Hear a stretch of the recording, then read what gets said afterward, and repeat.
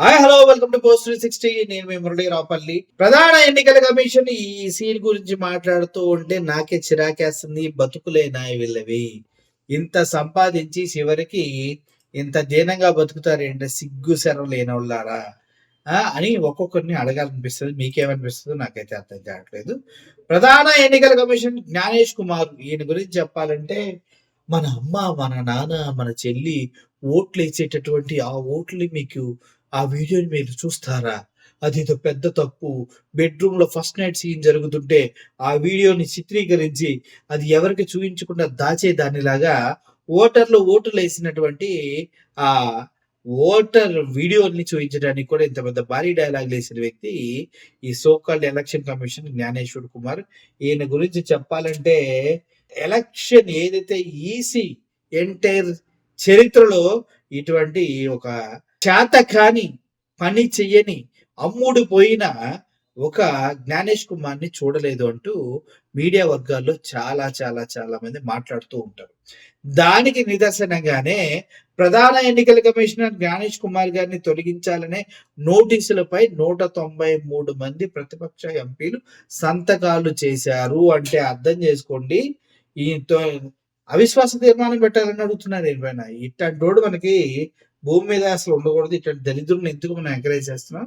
అవిశ్వాసం పెట్టండి, ఇటువంటి వ్యక్తిని ఎంకరేజ్ చేస్తున్నందుకు అసలు ఇది పీకి పడేయండి జ్ఞానేష్ కుమార్‌ని అంటూ ప్రతిపక్షాలే కాదు చాలా మంది దీనిపైన పోరాడుతున్నారు.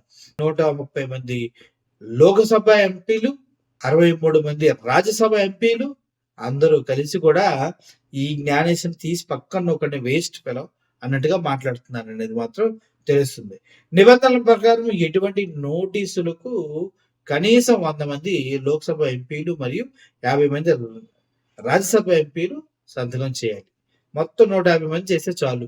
మనోడికి 193 మంది సంతకాలు చేసి పీకినొకండి వేస్ట్ ఫెలో అన్నట్టు చెప్పడం జరిగింది. అంటే అవసరమైన సంఖ్య కంటే ఎక్కువ మంది ఎంపీలు నోటీసులు ఇస్తున్నారంటే అర్థం చేసుకోండి ఎంత చేతకాని వ్యక్తిగా మనల్ని తీర్చిదిద్దుతున్నారు. భారత చరిత్రలోనే ప్రధాన ఎన్నికల కమిషనర్‌ని తొలగించండి. ఈడు కరెక్ట్ కాదు. ఇతను పని చేయడు. వేస్ట్ బీజేపీ తొత్తు వాళ్ళు సక్కనాగుతా ఉంటాడన్న విషయాలని సుస్పష్టంగా నిరూపించిన వ్యక్తి ఎవరైనా ఉన్నారంటే ఈయనే. ఈయనకి నుంచి అవిశ్వాస తీర్మానం. భారత చరిత్రలో ప్రధాన ఎన్నికల కమిషన్ తొలగించేందుకు అవిశ్వాస తీర్మానం ప్రారంభించడం ఇదే మొదటిసారి.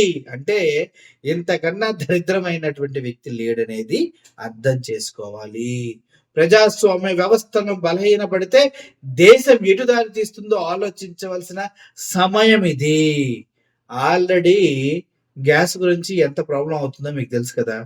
ఆ గ్యాసు అందక హైదరాబాద్‌లో ఉన్నటువంటి హాస్టల్స్, హోటల్స్ ఎంత కష్టపడుతున్నాయో నాకు తెలుసు.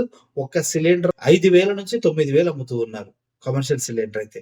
నార్మల్ సిలిండర్ అయితే 4,000 అమ్ముతూ ఉన్నారు. అది అటువంటి స్థితిలో ఉన్నాం. అంటే దీని అంతటికి కారణం ఏంటి? ఒక అసమర్థుడిని ఎన్నుకోవడానికి దొంగతనంగా సహకరించినటువంటి వ్యక్తులే అన్నమాట. అర్థమైందా మీకు? అది. ఇటువంటి వ్యక్తుల్ని ఎంకరేజ్ చేయకూడదంటూ ఎలక్షన్ కమిషన్ ముందు అందరూ చెప్తూ ఉన్నారు. ఇతను ఎంత చిరాకు తెప్పించాడో, రాజ్యాంగ వ్యవస్థని ఎంత తప్పుదోవ పట్టించాడో, రాజ్యాంగాన్ని ఏ విధంగా అపవిత్రం చేశాడన్నది ఈయనొక్కడు జ్ఞానేశ్‌ని చూస్తే చాలు అంటూ జనాలు చెప్తూ ఉన్నారు. మీకు కూడా క్లియర్‌గా అర్థమవుతుంది కదా! ఒక వ్యక్తి మంచివాడైతే 10 మంది వెంటేసుకొస్తారు. అదే ఒక దరిద్రుడైతే 100 మంది తరిమి కొడతారు. అదే జరుగుతుంది ఇతని విషయంలో కూడా. ఇది నేటి భారత పరిస్థితి.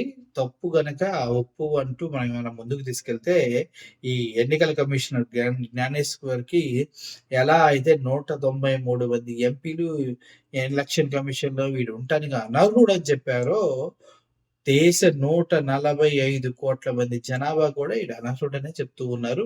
ఇతని గురించి మనం ఎంత మాట్లాడినా అది అవమానకరంగానే ఫీల్ అవ్వాలి మనం. ఇందుట్లో విషయం అయితే ఏం లేదు. ఒక అసమర్థుడిని, ఒక అమ్ముడుపోయిన వ్యక్తిని మన ఎలక్షన్ కమిషన్‌కి ఉంచారన్నది బయట మాట్లాడుకుంటున్నటువంటి విషయం. మీరేమంటారు దీనిపైన? కింద కామెంట్ రూపంలో తెలియజేయండి. Murali signing off. Thank you so much.